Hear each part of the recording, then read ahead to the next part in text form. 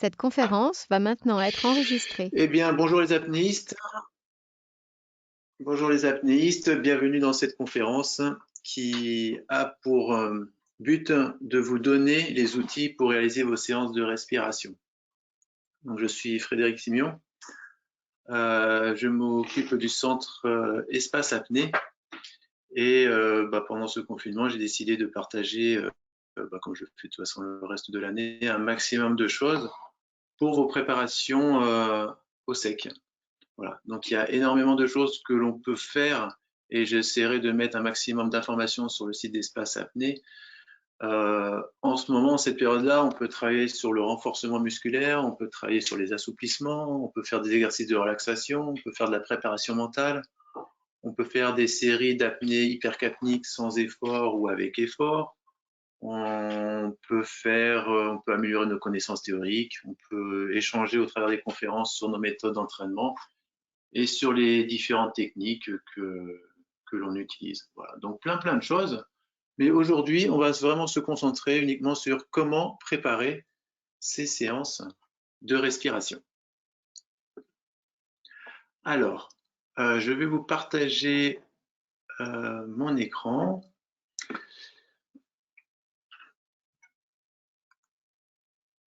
Voilà. Donc, en cette période de confinement, il est hyper important de travailler sur l'activation du système immunitaire pour mieux pour mieux nous protéger des virus. L'un des paramètres qui peut aider à activer justement nos systèmes immunitaires, ce sont les exercices de respiration. Donc, on va le voir dans un petit moment, comment activer, mettre bien en place ce processus-là.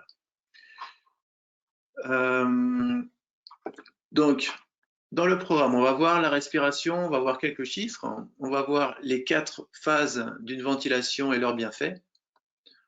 Nous allons voir comment ventiler, les bienfaits de la respiration abdominale, les bienfaits de la respiration complète, comment pratiquer mes séances de respiration et surtout comment construire mes séances de respiration. Donc là, je vais essayer de vous donner un maximum d'outils que vous puissiez utiliser pour que vous puissiez fabriquer vos séances de respiration, que vous soyez moniteur et que vous vouliez faire des séances pour vos élèves ou simplement apnéiste et puis vous a donné de l'importance pour le travail au sec et ces séances de respiration. Donc, je vais vous donner tous ces outils-là pour construire cette séance. Voilà. On va voir qu'il y a plein de types de séances, plein de manières de les faire. Alors, d'abord quelques chiffres. Nous respirons 20 000 fois, nous faisons 20 000 ventilations par jour. Donc, dans toute une vie, ça fera un demi-milliard de ventilations. Donc, vous comprenez qu'avec ce nombre de ventilations, il vaut mieux s'appliquer et puis à bien les faire. Voilà.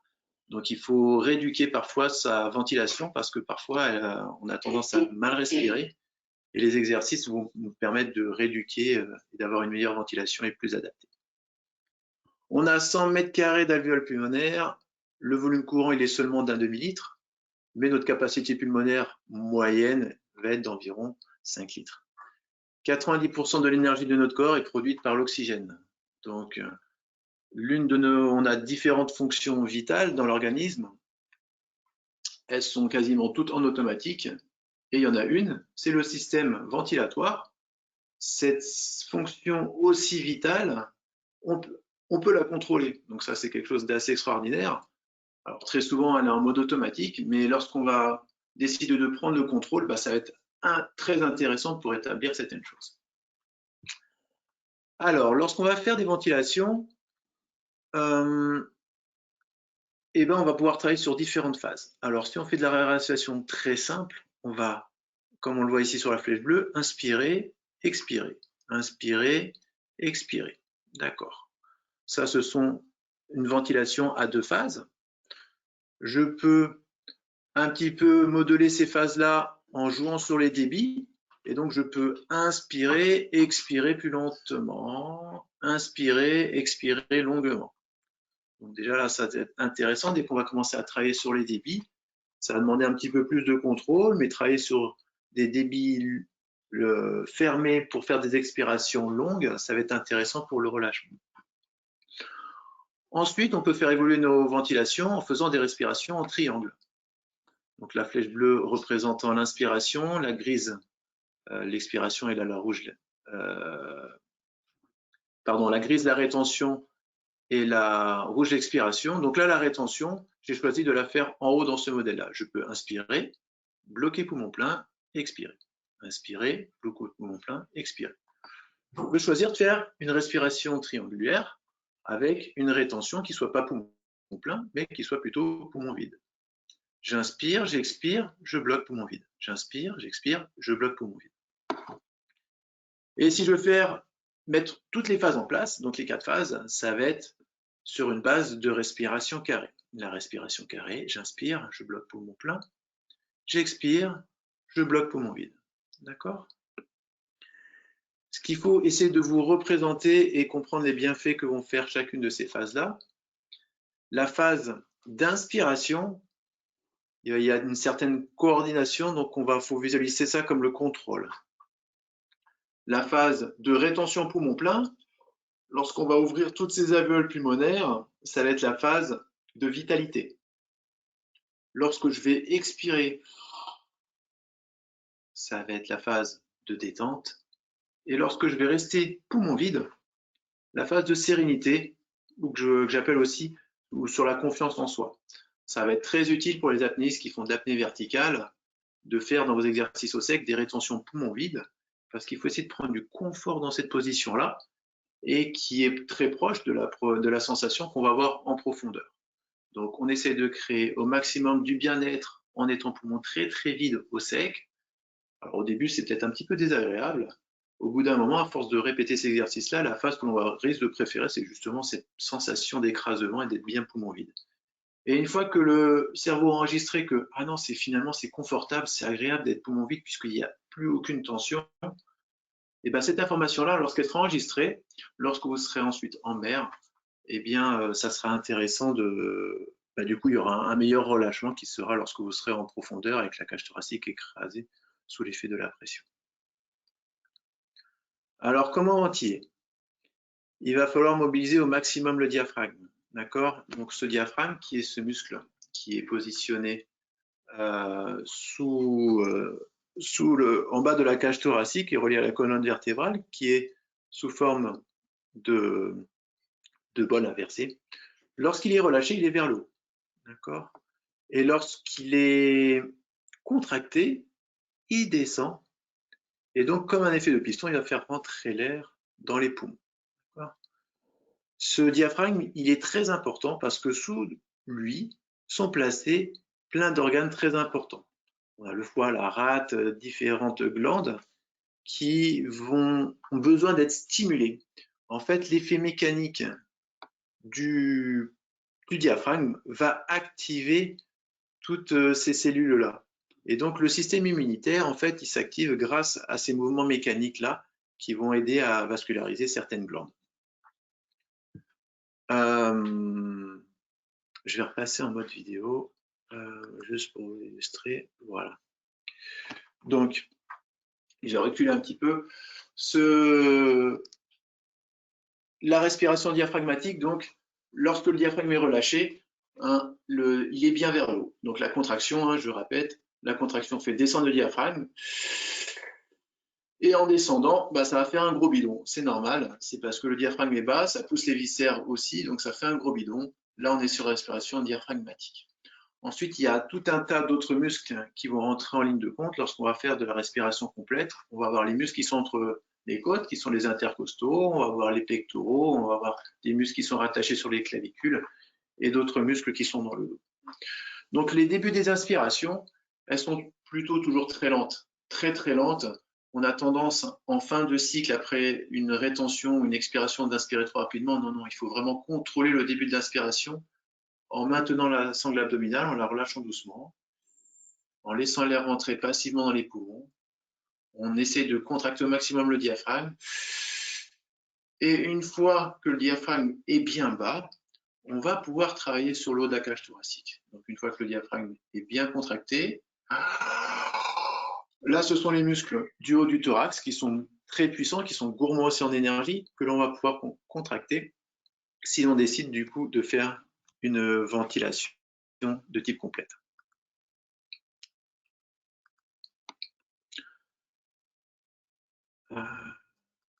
Je surveille les chats, hein, si vous avez besoin de m'envoyer quelques messages, n'hésitez pas à me faire des petits messages dans le chat, j'essaie de surveiller ça en même temps. Alors, on va voir les bienfaits de la respiration abdominale ou diaphragmatique. Donc, dans le sens courant, on appelle ça régulièrement la respiration abdominale. C'est vrai que le terme de respiration diaphragmatique, ça porte bien son nom puisque c'est le diaphragme, vraiment le muscle principal que l'on va essayer de mobiliser. Cette respiration abdominale ou diaphragmatique, elle va favoriser le sommeil, elle réduit le stress, elle procure la détente, elle active le système immunitaire, elle aide à gérer les émotions, elle améliore la concentration, elle harmonise le rythme cardiaque, elle abaisse la tension artérielle, elle facilite la digestion, elle aide à prendre du recul. Donc ça me paraît très important d'utiliser cette ventilation-là. Et si on va aller un peu plus loin, si on cherche plutôt de la vitalité ou un peu plus de coordination, on va passer plutôt sur des inspirations qui sont complètes. Pour nous, pour les apnéistes, ça sera intéressant d'ouvrir au maximum cette cage thoracique pour essayer de l'assouplir. Et là, lorsque vous allez faire des respirations complètes, donc abdominale plus thoracique égale respiration complète, vous allez augmenter votre vitalité, les capacités du cerveau seront améliorées par une meilleure oxygénation, vous allez ouvrir les alvéoles pulmonaires et donc apporter une meilleure oxygénation. Vous allez nettoyer les toxines des poumons, vous allez sécréter des endorphines, ça va améliorer la circulation et ça active la réparation des fibres musculaires. Alors, comment pratiquer mes séances de respiration? Pour commencer, avant de partir sur des rythmes de ventilation, il va falloir vous positionner dans une position confortable. Donc ça peut être une position semi-assise dans votre canapé ou alors allongé sur le sol, sur le dos, les bras le long du corps avec les paumes dirigées vers le ciel. Pour construire vos séances de respiration, eh bien, il va falloir essayer de comprendre qu'est-ce que vous voulez contrôler. Qu'est-ce que vous voulez travailler? Est-ce que vous voulez travailler plutôt le contrôle? Est-ce que vous voulez plutôt travailler la vitalité? Est-ce que vous voulez plutôt travailler la détente? Ou la sérénité, la confiance en soi? Ou alors plusieurs de ces éléments-là. Donc, dans un tableau, on peut écrire la phase inspiratoire, phase poumon plein, phase expiratoire, phase poumon vide. Et ensuite la durée. Donc, dans ce premier exemple, je peux faire 2 secondes d'inspi, je ne bloque pas poumon plein, j'expire pendant 4 secondes, je ne bloque pas poumon vide. On est sur une respiration à 2 temps. Et je décide de faire ça pendant 5 minutes. C'est très, très basique. Là, c'est l'exemple le plus basique que je puisse vous montrer. Si je veux faire des respirations carrées, je veux faire des respirations carrées qui vont augmenter dans le temps. Donc, je peux faire une inspi pendant 5 secondes, poumon plein pendant 5 secondes, une expi pendant 5 secondes, un poumon vide pendant 5 secondes. Ce cycle-là, je le répète pendant 2 minutes et après, je passe un petit peu plus haut. Je passe sur un carré de 8 secondes ou sur un carré de 10 secondes. Voilà. Vous pouvez faire en même temps que vos exercices de yoga sur une salutation au soleil, la respiration carrée, je la trouve très intéressante. Elle passe très très bien sur un rythme de 4 secondes à peu près parce que ça demande un petit peu de... On aura du mal à faire des temps beaucoup plus longs puisque ça demande un petit peu d'énergie lorsqu'on fait cette salutation au soleil. Si on est plus dans une position plutôt assise, en position de lotus ou assis sur une chaise, on peut faire la respiration nasale alternée où on va boucher une narine puis l'autre. Il faut essayer de visualiser un U à l'envers. Je peux inspirer pendant 3 secondes. Lorsque je suis en haut, je change de narine, j'expire pendant 3 secondes. Voilà. Ça, c'est la respiration nasale alternée. Donc, je peux la faire évoluer jusqu'à temps que ça devienne un petit peu plus difficile. Voilà, on peut travailler. Voilà. Donc, en fait, vous pouvez faire ces tableaux-là et vous pouvez vraiment mettre les chiffres que vous voulez dedans. La logique étant qu'il faut aller du plus simple au plus compliqué.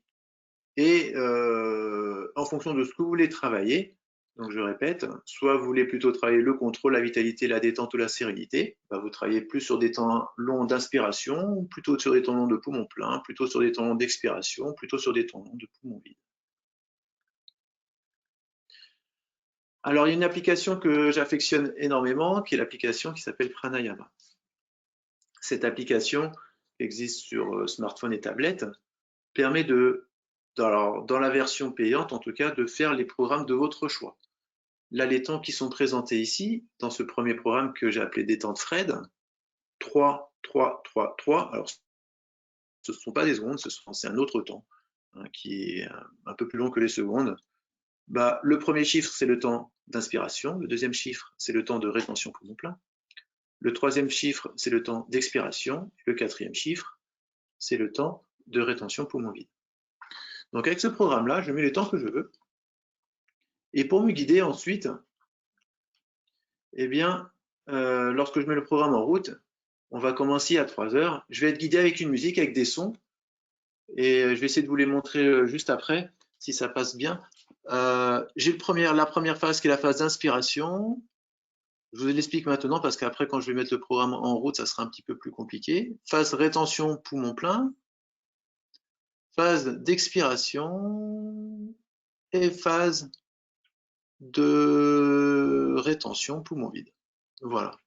Donc là, on a 4 camemberts qui sont identiques, mais en fonction des programmes que vous allez faire, vos camemberts ils vont se déformer.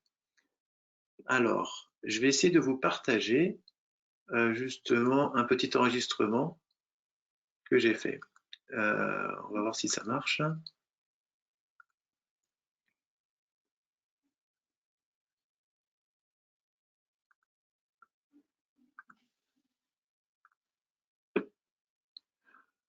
Ok. Alors, là, vous devriez voir mon programme maintenant qui s'affiche à l'écran. Donc, là, ce sont le programme que j'ai fait. Et donc, je vais lancer le programme. Voilà. Inspiration. Poumon plein.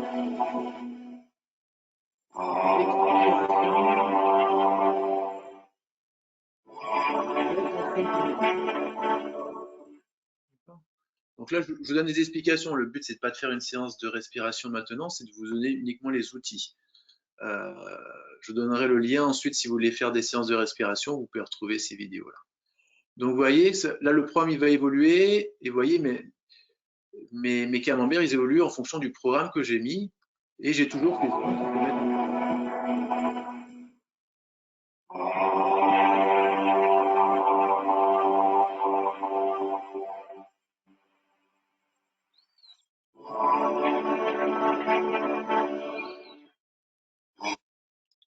Voilà.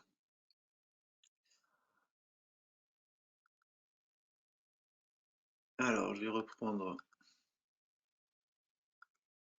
mon écran.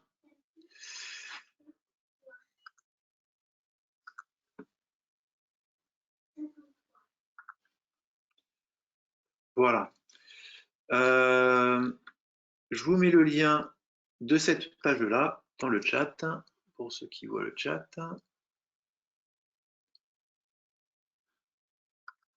Voilà. Et du coup, en fait, sur le site d'Espace Apnée, donc vous allez sur espaceapnée.fr, vous allez dans la partie blog pour retrouver ça. Dans la partie blog, il y a une partie yoga et respiration, et là, on était sur les bases de la respiration. D'accord, vous pouvez retrouver tout ce document-là. Et si vous voulez vous tester, j'ai pas mis encore toutes les vidéos.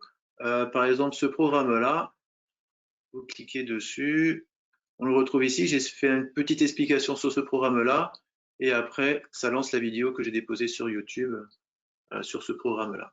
Donc, vous pourrez le faire du coup ultérieurement, une fois encore. Je vous explique que le but, c'est pas de vous faire une séance de relaxation maintenant, mais le but est de vous donner les outils pour que vous puissiez comprendre comment réaliser vos séances de respiration. Voilà, ce que je vous propose à présent, c'est d'ouvrir vos micros ou de m'envoyer un petit chat pour me poser les questions de votre choix. Merci Yael pour tes petits messages. Donc, n'hésitez pas à ouvrir vos micros ou de m'envoyer une petite question du coup par chat. Et là, j'y répondrai avec plaisir.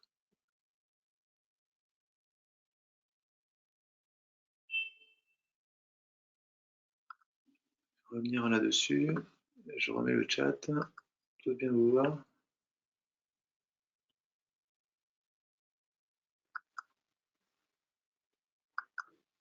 Cette conférence va maintenant être enregistrée.